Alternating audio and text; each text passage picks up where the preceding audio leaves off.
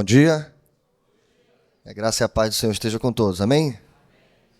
Dia de alegria, dia de festa, porque acima de tudo, hoje celebramos a morte e a ressurreição do Senhor Jesus. Hoje é nosso culto de ceia, igreja cheia, e estamos com o coração abertos, quente, fervendo, para glorificar o nome do Senhor. Que Deus abençoe sua vida, sua família, e vamos a mais um texto da palavra de Deus. Eu te convido a lermos esse texto, que está em Juízes, capítulo 16, verso 28. Nós vamos ler só esses versos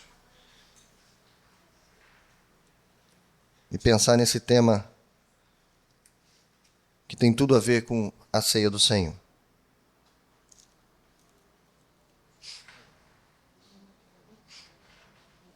Vamos ler do 28 ao 30.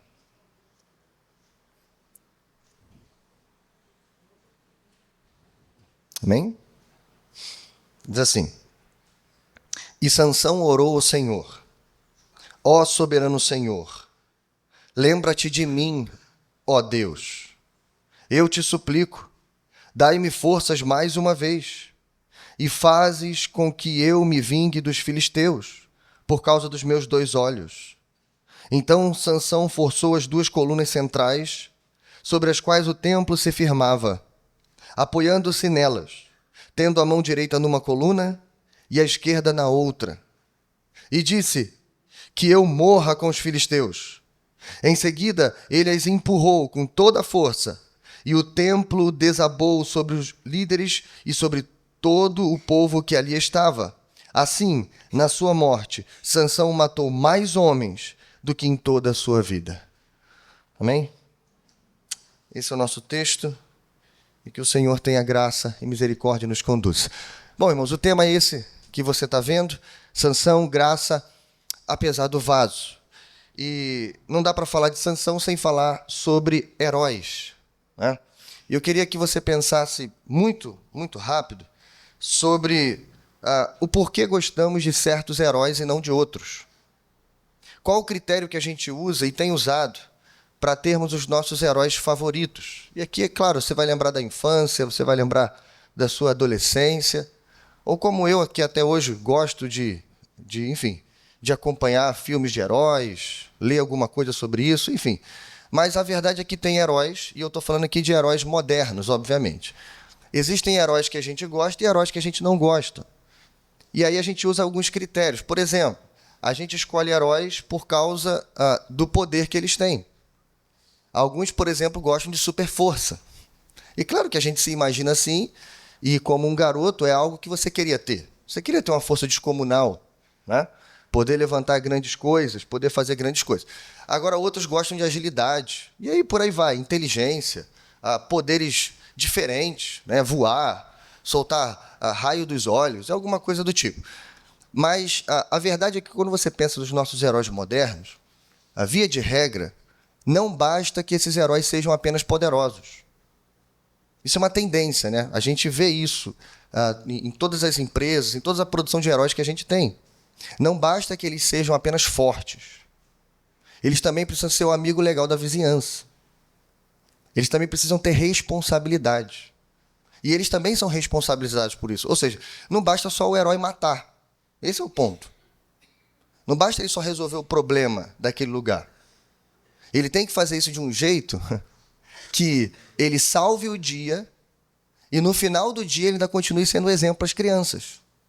Já parou para pensar nisso? Ou seja, ele também tem que ser um exemplo forte de moralidade. Qual é o problema do nosso dia hoje?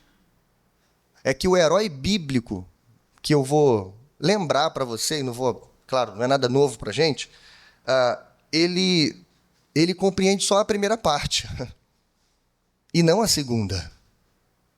Nenhum pai aqui em sã consciência diria que queria ver seu filho parecido com Sansão, por exemplo. E talvez, nenhum de nós aqui dentro colocaria Sansão na galeria dos seus próprios heróis. Entenderam isso? E aí a gente já tem um primeiro problema. Porque Sansão é um herói bíblico, mas em segundo lugar, Sansão está na galeria dos heróis da fé da sua Bíblia. Ou seja, temos um problema em nós, então. Por que Sansão não entra na galeria dos nossos heróis, se ele está na galeria dos heróis da Bíblia? Ok? Bom, é sobre isso que a gente vai falar. Então, eu posso resumir Sansão como um vaso. Um vaso de Deus, que vai ser usado por Deus, mas um vaso rachado. Um vaso indigno. Há um teólogo muito famoso, poucas pessoas sabem que ele foi um batista e reformado, é Augustus Strong, o homem pelo qual a gente estuda grego e uma série de línguas aí, né? A leitura obrigatória. Bom, Augustus Strong escreveu uma frase comentando sobre Sansão, o seguinte: assim, em todos os tempos, Deus executa seus propósitos, não através da perfeição humana, mas por meio de vasos indignos, para que a excelência seja atribuída somente à sua graça. A história dos santos e a história de Sansão é, portanto, a história da graça divina triunfando sobre a fragilidade humana. Então eu te convido agora a gente mergulhar. Na verdade, a gente vai sobrevoar aqui a história de Sansão até chegar a esse exato momento que a gente leu, o momento da morte de Sansão. A gente vai fazer isso por 3 passos. A gente vai ser conduzido por 3 grandes ironias. Eu só achei essa palavra para usar. Alguns podem chamar de absurdos narrativos, outras coisas. Mas eu vou chamar de ironia para ficar leve. Então, as 3 grandes ironias da história de Sansão, que às vezes a gente não considera, e a partir delas eu apresento Sansão para você. E no final a gente resolve esse problema. Como é que Sansão pode ser um herói se ele não é o meu herói, né? Tá bom, vamos lá. Primeiro, um herói que ninguém pediu. Vou repetir isso aqui é importante. Um herói que ninguém pediu. Se você ler com calma o capítulo 13 de Juízes, você vai ver que o ciclo do livro de Juízes continua. O que é o ciclo? É um padrão narrativo que a gente vê desde os primeiros capítulos e que vai se repetindo. A gente tem pelo menos 6 narrativas de libertação em Juízes. Ou seja, Sansão é o último juiz, portanto é a 6ª narrativa. Se você fizer um paralelo entre elas, você vai descobrir algo muito interessante. O que você vai descobrir? Você vai descobrir que existe um padrão. A gente chama de ciclo narrativo, ok? São 6 atos narrativos que acontecem, escuta isso, em todas as narrativas, menos na de Sansão. Olha só, isso aqui é importantíssimo. Como é que é esse ciclo narrativo, pastor? Fácil, resumindo ele. Afastamento, opressão, nessa ordem, clamor, libertação, vitória e afastamento de novo. Ou seja, 6 atos. Vou repetir. Afastamento, opressão, clamor, vitória e... Clamor, libertação, aí sim, vitória e depois afastamento de novo. Isso acontece completamente 5 vezes. Mas não acontece em Sansão. O curioso é que em Sansão tem opressão, ou melhor, afastamento, tem opressão, mas não tem clamor. A história de Sansão é aberta sem que o povo de Deus clame. E aí você pode dizer assim, pastor, mas não está registrado. Mas é possível que alguém tenha clamado. Não, ninguém clama. Porque quando Sansão ficar adulto, isso vai ficar claro. O povo de Judá, milhares de homens, entregam Sansão para o inimigo. E lá eles falam isso. Cara, a gente estava vivendo bem com os filisteus. A gente estava sob o domínio deles, mas estava tudo tranquilo. E a gente queria continuar do jeito que estava. Você foi lá, cara, e arrumou confusão, agora a gente vai morrer. Ou seja, isso deixa claro para a gente que o ciclo é quebrado. Não tem clamor. Só que aí você olha de novo para esse padrão e você vê. Mas tem resposta de Deus. Tem libertação. Tem herói sendo levantado aqui. E a pergunta que tem que estar na sua cabeça é por quê? Se o povo não clama, por que Deus vai libertá-lo? Se o povo não pede, por que Deus está se inclinando para salvar um povo que nem pediram? Some isso ao fato de que a origem de Sansão já é complicada, por causa dos pais de Sansão, que também não são um mega exemplo de moralidade ou de servos de Deus. É considerado que os pais de Sansão são um retrato 3x4 da nação de Israel. Eles também são acomodados, são crentes rasos. Não dá tempo da gente ver, mas se você ler com calma, você vai ver um monte de falhas, de problemas.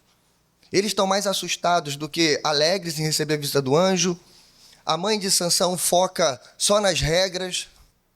Ela nunca fala sobre a libertação. E uma série de outros erros que vão acontecendo ao longo da narrativa. Ou seja, Sansão também tem pais complicados. E mais ainda, a mãe de Sansão era estéril. E, de novo, Deus está prometendo o seu libertador através de uma mulher estéril. E a julgar pela surpresa que eles têm com a visita do anjo, aqui, de novo, o que parece é que a mãe e nem o pai de Sansão pediram por filho. Então, veja, a gente tem um paralelo aqui. A nação não pede por um herói.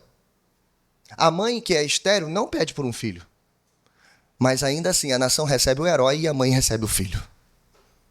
E a pergunta continua. Por quê?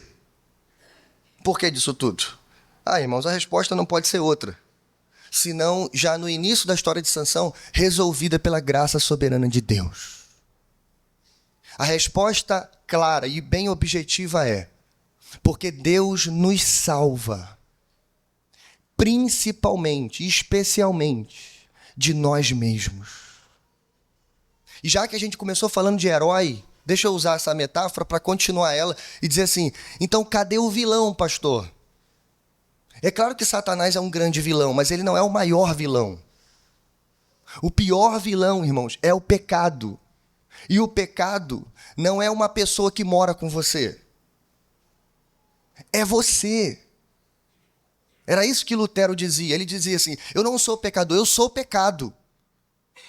Porque a gente costuma tratar o pecado em terceira pessoa. Como se ele fosse alguém que você pode trancar a porta e deixar do lado de fora da sua casa. Não pode. Foi isso que os monges eremitas aprenderam muito rápido. Lembra daqueles monges? Se escondiam em cavernas, não é isso? Andavam horas e horas no meio do deserto para mortificar a carne. Mas logo, logo eles descobriram que quando se escondiam na caverna, o maior vilão de todos se escondia com eles. Estava dentro do coração. Portanto, irmãos, a gente já começa agradecendo e louvando a Deus no início da história de Sansão. Por quê? Porque Deus nos salva, inclusive de nós mesmos. Ele está aqui para curar as nossas feridas, inclusive quando a gente não pede e principalmente quando a gente não merece. Por isso, ele nos amou primeiro. Ele nos escolheu primeiro. E o plano de redenção já estava escrito desde a eternidade passada.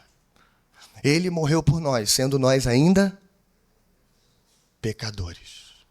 Então veja, um herói que ninguém pediu, mas a história de Sansão prossegue. Esse é o primeiro absurdo narrativo. O segundo, uma ocasião que ninguém previu. Você avança a leitura pelos capítulos 14 e 15, e aí então, o negócio fica complicado demais. Veja, Sansão já é um adulto, consagrado ao voto do nazireado, que era algo seríssimo, destinado a grandes feitos, porque o anjo disse que ele seria o libertador de Israel, é o nosso herói.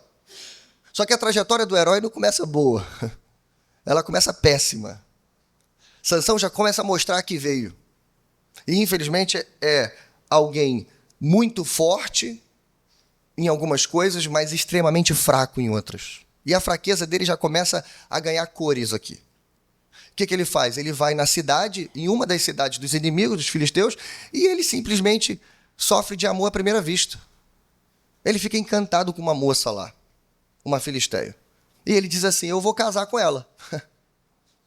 E ele diz para os pais, olha, é ela que me agrada. A palavra traduzida ali seria mais ou menos assim, ela é agradável aos meus olhos. É sim, isso mesmo, aparência, uma impulsividade tremenda, enfim.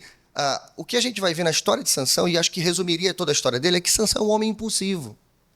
Ele age sem pensar muito, ele age sem considerar as consequências, ele simplesmente obedece os seus impulsos, e os mais primitivos de todos. É assim que ele é. Bom, ele escolhe essa mulher para casar, e aí a confusão começa. É claro que casamento é uma bênção, irmãos, mas no caso de Sansão aqui, há um problema grave aqui. Bom, a história vai seguindo e quando ele está indo para essa festa, quando ele está indo para a casa dos seus sogros, vamos dizer assim, Sansão se depara com um leão. O texto diz que ele mata um leão. Aí você fala assim, opa, a história começou a ganhar notas de heroísmo aqui.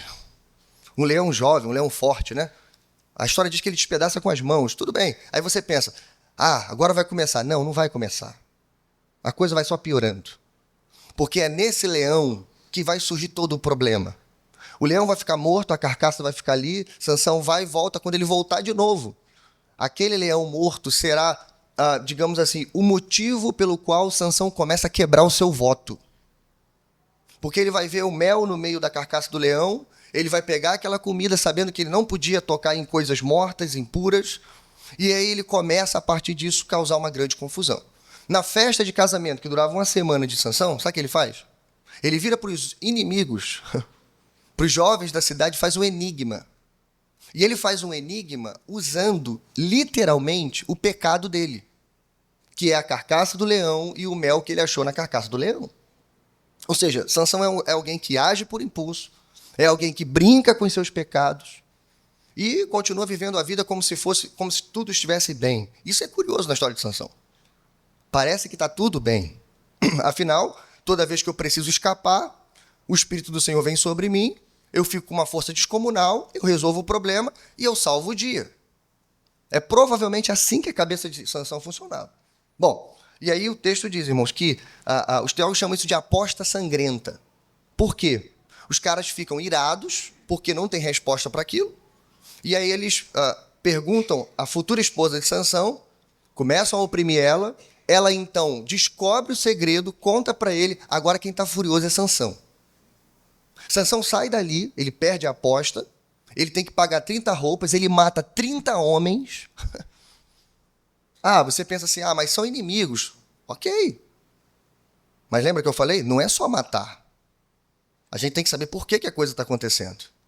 Todas as vezes que Sansão matar no texto, com exceção do leão, que ele matou para sobreviver, é por alguma coisa pessoal. É um ato vingativo de Sansão. Ele mata 30 homens para pegar a roupa dos homens e pagar a dívida dele. Se você não acha isso estranho, eu acho. Bom, o que acontece? O sogro de Sansão está vendo tudo isso. Sansão fica tão furioso que ele volta para casa. Nisso que ele volta para casa, o sogro vê uma oportunidade. O que ele fala? Eu não vou dar minha filha para esse cara casar nunca. Ele pega a mulher e entrega para outro homem. Mas Sansão volta. Quando ele volta para buscar o prêmio dele, ele descobre que a mulher dele foi dada para outro homem. O que ele faz? Fica furioso de novo. Ele monta uma engenharia, ele apanha 300 raposas, chamadas raposas flamejantes, amarra uma tocha de fogo no rabo de cada raposa e solta elas. Elas dão um prejuízo colossal para aquela cidade, para os filisteus, que obviamente a partir de agora vão entrar em guerra contra Sansão e contra Israel. Aí a guerra começa. Você deu para entender o motivo da guerra? A causa da guerra? Senão uma confusão criada pelo próprio Sansão, nosso herói. Esse aí é o nosso herói, viu? Ok? Bom, aí começa aquela terrível matança. A história é impressionante, porque Sansão luta sozinho. É nesse momento que tem aquela história famosa de que Sansão mata 1000 homens com a queixada de um jumento. E a gente conta isso, né, como se isso fosse... E, de fato, é algo extraordinário. Só não é algo bonito. Bom, Sansão está escondido na caverna. É nesse momento que o povo de Judá vai lá. O exército dos filisteus está acampado, pronto para invadir Israel. E aqueles homens de Judá vão até lá e vão questionar Sansão. Cara, o que você está fazendo? E olha, não tem conversa, a gente vai entregar você. Porque eles falaram, se entregar Sansão, a guerra para. O que o povo de Judá faz? Entrega Sansão. É claro, irmãos, que aqui não tem ninguém certo nessa história. Tá? A gente não está justificando a atitude do povo de Judá, dos príncipes de Judá, dos guerreiros de Judá. Não estamos. Eles são condenáveis também, porque são um povo acomodados, acostumados à servidão e o domínio filisteus. Mesmo sabendo que Deus sempre libertava o seu povo quando o seu povo clamava e se arrependia. Então há uma nota contrária a Judá aqui, porque se não há clamor, é porque não há arrependimento. Ok? Então, nessa história, a gente não passa a mão na cabeça de ninguém. Ok?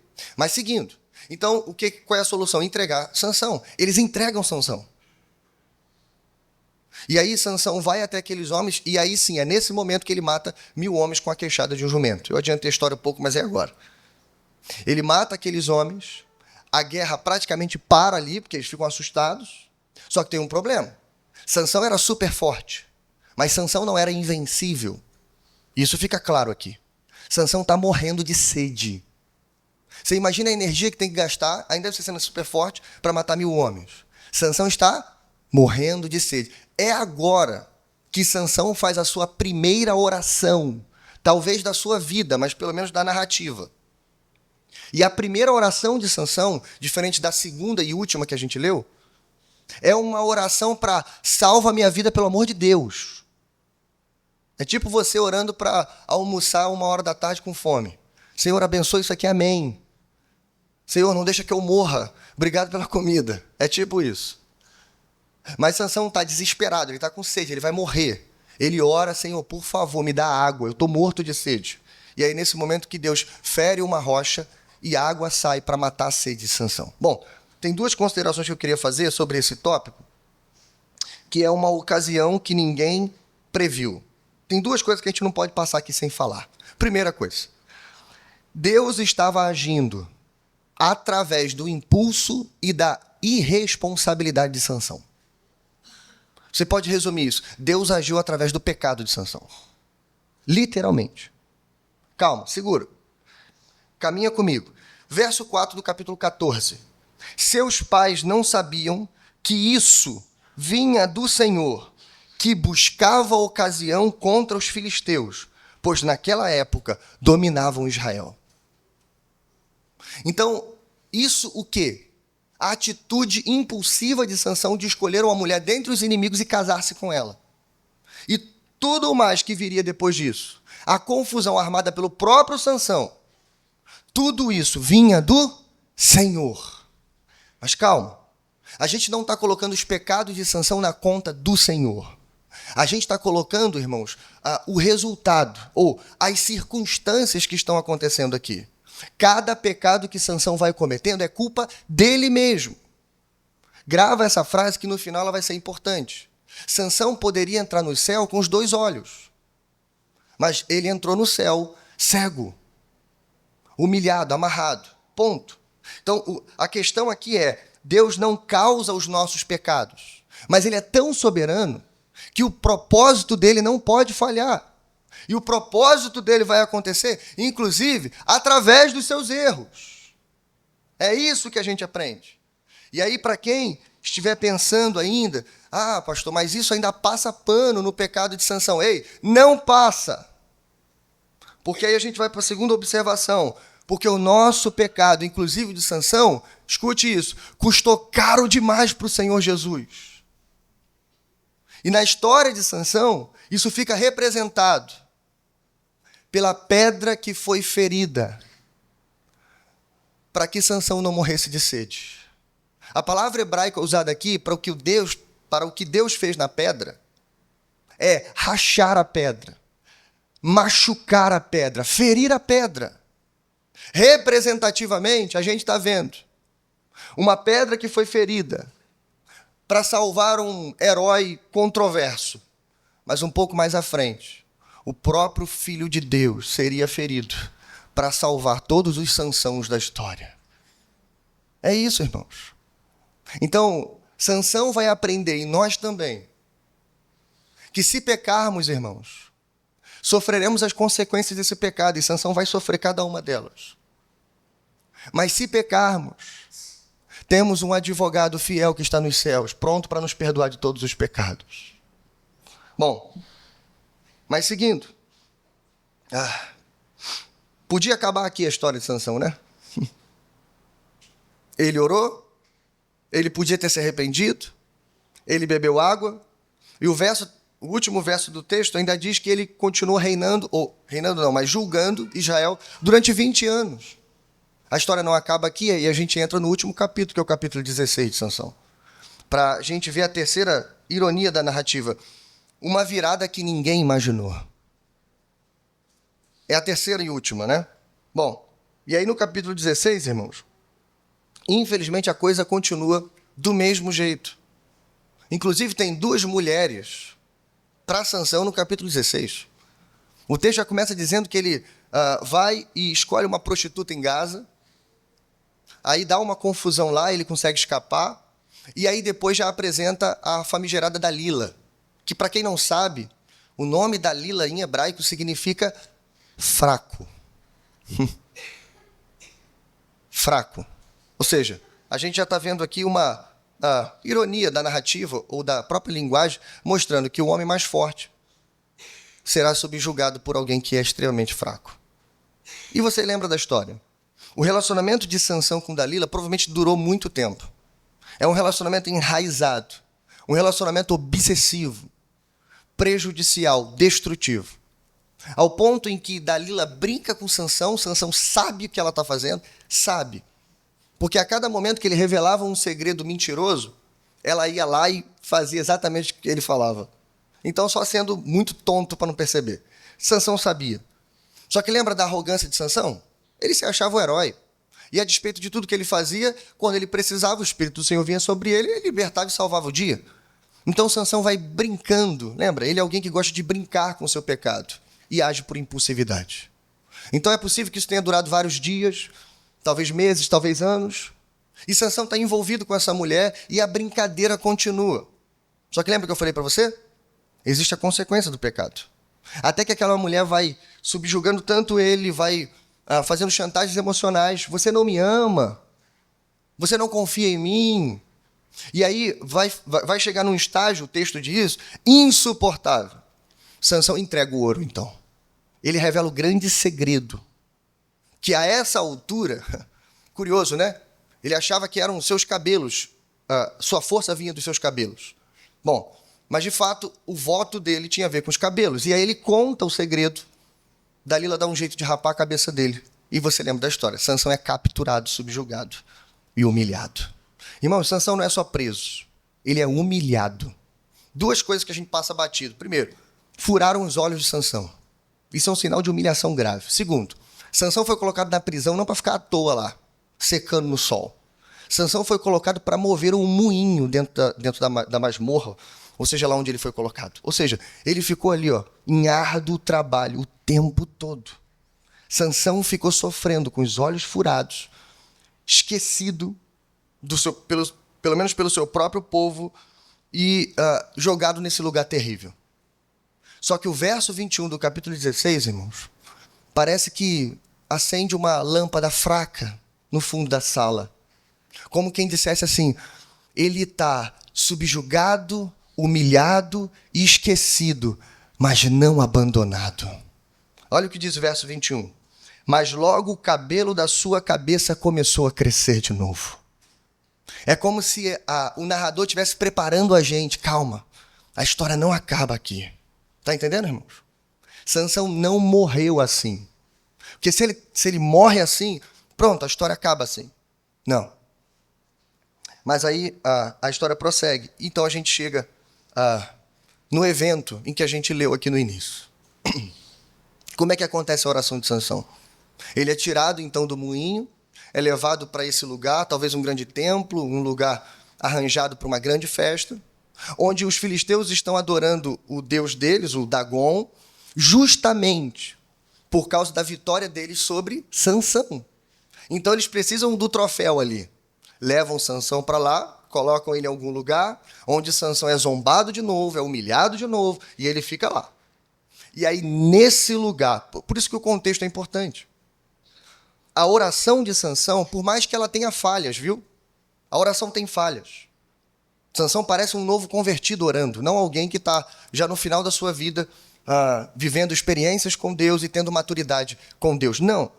Sansão parece alguém crente, convertido, mas um novo convertido. Tem falhas aqui. Mas, irmãos, por essa oração dá para a gente dizer que a graça de Deus alcançou o coração de Sansão. Dá para dizer que o nosso herói, pelo menos no final, não morreu como um vilão. Ele morreu como um herói da fé, alguém sustentado pela graça de Deus, tá? Então, rapidinho, a gente já leu a oração, mas deixa eu só pontuar para você. Primeiro, Sansão reconhece a soberania de Deus. Ele diz, ó soberano Senhor, isso aqui não é pouca coisa. Ele está dentro do Deus filisteu, que, em princípio, derrotou ele. Mas é como se ele estivesse dizendo assim, estou derrotado, mas o meu Deus não foi derrotado. Dagon pode ser forte, os filisteus são fortes, mas o meu Deus é soberano. Está entendendo? Segundo, ele reconhece Deus como seu Salvador. É a primeira vez nessa narrativa estranha que o nome pessoal e o nome da aliança é citado. Adonai, como a gente muito bem considera. É citado aqui. Ou seja, é a primeira vez que Sansão está falando. Não é o soberano de lá, é o meu Salvador. É o meu soberano. E aí então ele prossegue. Ele reconhece seu estado de humilhação, quando ele diz, tá, soberano Senhor, lembra-te de mim.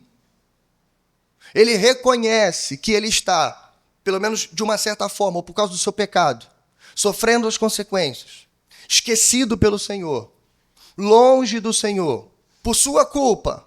E ele faz o que Israel não fez até agora, que é o quê? Se arrepender e clamar. Mas se a nação não clama, eu clamo. É isso que Sansão está ensinando. Lembra-te de mim, Senhor. Mas ele reconhece a sua dependência de Deus. Porque para a mulher ele falou, corta o cabelo, minha força acaba. Agora ele está dizendo, não é o cabelo, a minha força sempre esteve no Senhor. Onde ele diz, dai-me forças, Senhor, mais uma vez. Então ele considera humilhado, afogado pelo meu pecado, esquecido pelo meu povo, mas o Senhor pode me dar força uma última vez. E aí, por último, ele pede para morrer com os filisteus. Verso 30. Que eu morra com os filisteus. Essa é a oração final dele. E aqui há algo muito interessante. Porque, embora essa oração seja estranha, você possa pensar assim, poxa, mas Sansão pede para morrer, calma. Sansão não pede para morrer como os filisteus. Ele pede para morrer com os filisteus.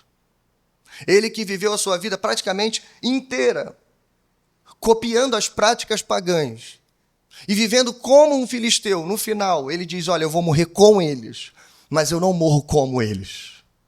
E então ele morre com os filisteus, e o epitáfio da morte, ou a lápide, que a gente pintaria para Sansão, irmãos, não deixa dúvida de que ele foi salvo, como que pelo fogo. Verso 30. Assim, na sua morte, Sansão matou mais homens do que em toda a sua vida. Ah, irmãos, a graça de Deus foi poderosa na vida dele. Mas eu volto para aquela pergunta inicial para a gente fechar. A essa altura, você é capaz de colocar Sansão na sua galeria de heróis? Você é capaz de fazer isso? Um homem tão controverso, que viveu metade ou boa parte da sua vida dessa maneira, que foi usado por Deus, pela sua graça, mas que no final da sua vida se arrependeu, clamou o Senhor, quando toda uma nação não clamou, buscou o Senhor e morreu, e libertou Israel, pelo menos parcialmente, no momento da sua morte. Se você ainda não é capaz de fazer isso, então existem duas coisas aqui. Ou você ainda não entendeu como funciona a graça de Deus, ou você nunca experimentou ela na sua vida. As duas coisas são preocupantes demais. E a gente precisa lembrar, irmãos, como a graça de Deus funciona em nós. Sabe por quê? Porque quando você observa a história de Sansão, a impressão que eu tenho, desde o departamento infantil, quando eu ouvi ela provavelmente pela primeira vez, é que Sansão é sempre o outro. Essa é a impressão que eu tenho. A gente tem uma mania estranha de ler a Bíblia como se isso aqui não me tocasse. E a narrativa continua sendo uma narrativa. E eu continuo sendo eu. Alguém que se acha, provavelmente, melhor do que Sansão. Não, peraí, pastor, melhor que Sansão eu sou. Calma aí. Eu não fico pegando prostituta em tudo quanto é cidade que eu vou. Melhor do que Sansão, eu sou. Calma aí, irmãos. Há um problema aqui. Porque isso aqui não é só um texto. Isso aqui é nossa vida. O jeito certo de ler a Bíblia, primeiro, é ler ela contra nós. E a dica que eu te dou é, procura sempre o problemático da história, é você. Procura o caído, o vencido. Não procura o forte, não, o brabo, não. Procura quem está mal na história. Geralmente somos nós. Só que aí você vê, a história não acaba com Sansão morto, derrotado, com os olhos furados, dentro de um moinho. A história acaba com redenção. Lembra? É a história da graça vencendo a nossa fragilidade. Então, irmãos, deixe-me dizer, somos todos Sansãos. Fracos demais em algumas áreas, mas fortes demais em outras. Não é assim com a gente? A gente consegue vencer coisas que todo mundo que a gente conhece não vence. A gente pode orar mais que todo mundo. A gente pode jejuar mais tempo que todo mundo.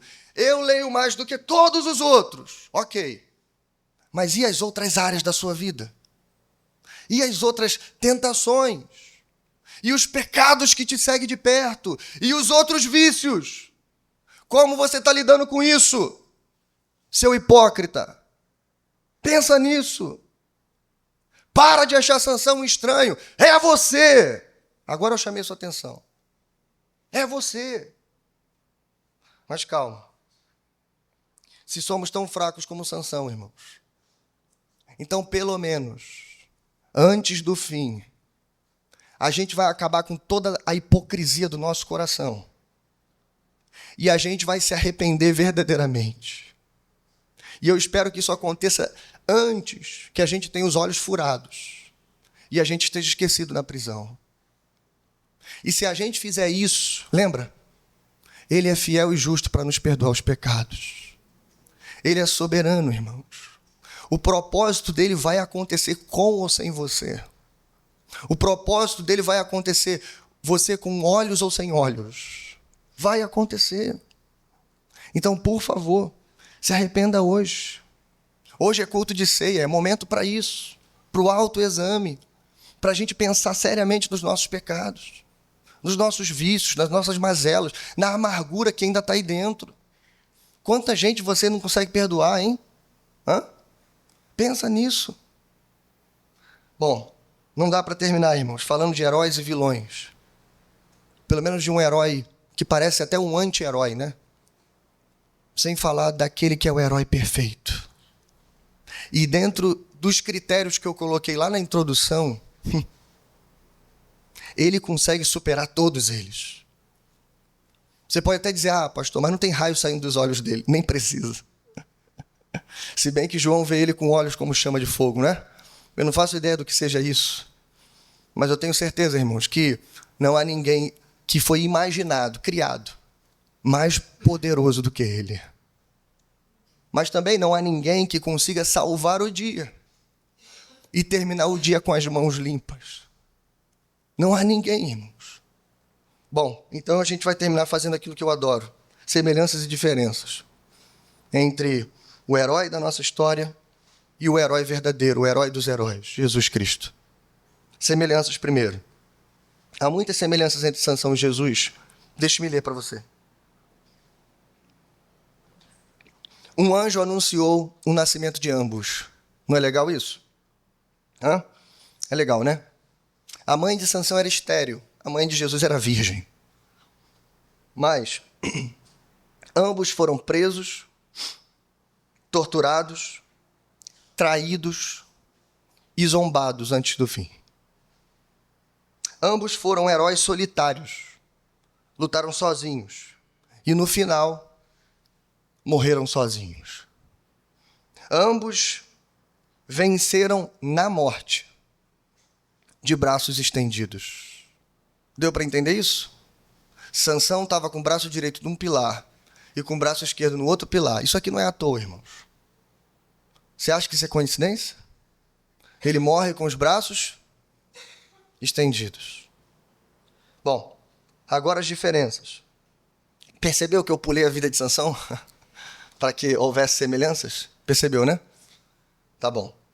Diferenças. Jesus foi o verdadeiro consagrado, o verdadeiro nazireu. Viveu uma vida perfeita, uma vida de total obediência ao Senhor.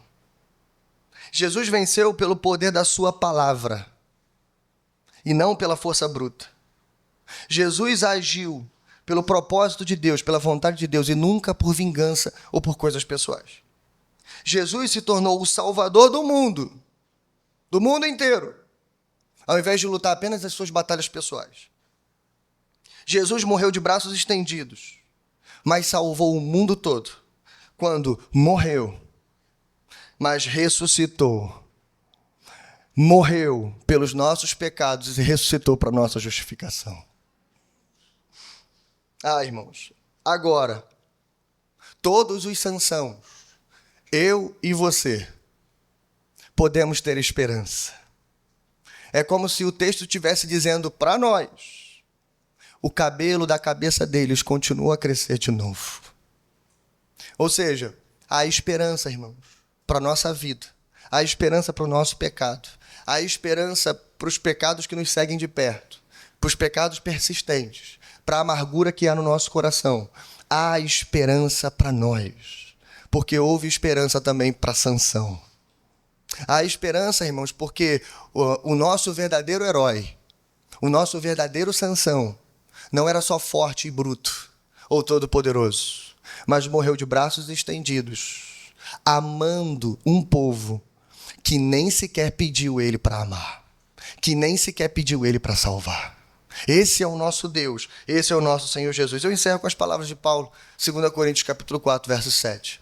Mas temos este tesouro em vaso de barro, para mostrar que esse poder, que a tudo excede, provém de Deus e não de nós. Você pode dizer amém?